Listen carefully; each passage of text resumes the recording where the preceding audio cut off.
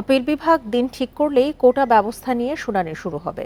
Supreme কোর্টের চূড়ান্ত সিদ্ধান্ত পেতে মঙ্গলবার আপিলের অনুমতি চেয়ে আবেদন করেছে রাষ্ট্রপক্ষ। এদিকে আন্দোলনকারীদের পক্ষে বিপক্ষে পাল্টাপাল্টি সংবাদ সম্মেলন করেছেন সুপ্রিম কোর্ট আইনজীবী সমিতির দুই শীর্ষ নেতা।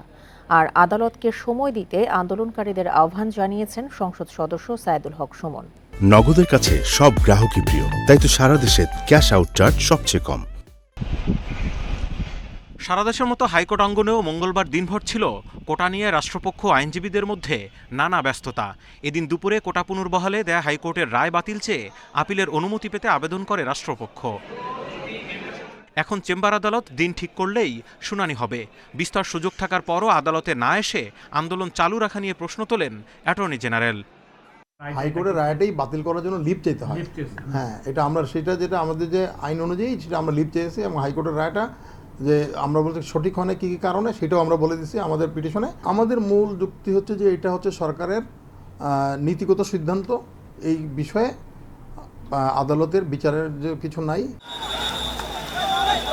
এদিকে আপিলে চূড়ান্ত সিদ্ধান্ত না হওয়া পর্যন্ত শিক্ষার্থীদের ধৈর্য ধরার আহ্বান জানিয়েছেন সংসদ সদস্য সৈয়দ সাইদুল হক সুমন। আপনারা জানেন যে এটা প্রধান বিচারপতির আদালতে এই জিনিসটা আছে। আপনি আদালতকে যদি না মানেন তাইলে তো আমাদের আরেকটা কনস্টিটিউশনাল একটা ক্রাইসিসে আমরা পড়ে যাব। চলমান আন্দোলনে স্বাধীনতা বিরোধী চক্রের ইন্ধনের দাবি করেছেন সুপ্রিম কোর্টের বারের সম্পাদক। অন্যদিকে আন্দোলনকারীদের পক্ষ নিয়ে পাল্টা সংবাদ সম্মেলন করেন বারের সভাপতি। আপনি যদি ইকুয়েশন ধরেন তাহলে তাদের কর্তৃক আক্রমণ শুরু হয়েছে, কারণ তারা যাই বলা হচ্ছে সেটাতেই তারা প্রতিক্রিয়া দিচ্ছে। ইভেন মাননীয় প্রধানমন্ত্রী একটা শব্দ মুখ থেকে উচ্চারণ করেছেন, সেটা প্রত্যাহার করতে হবে, না করলে রাস্তাঘাট অবরোধ করবে, সবই করে যাচ্ছে। তো আপনি শুধুমাত্র ছাত্রলীগের সামনে টেনে আনছেন কেন?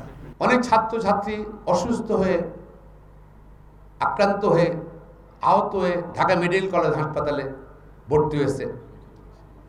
সেই বাস্তরা লীগের বা ছাত্রলীগের লোকজন সেখানেও গিয়ে হামলা করেছে। আমরা এর সভ্যদের আছি। তবে আন্দোলন ঘিরে সহিংসতায় সারা দেশে হতাহতের ঘটনায় উদ্বেগ জানিয়েছেন সাধারণ আইনজীবীরা।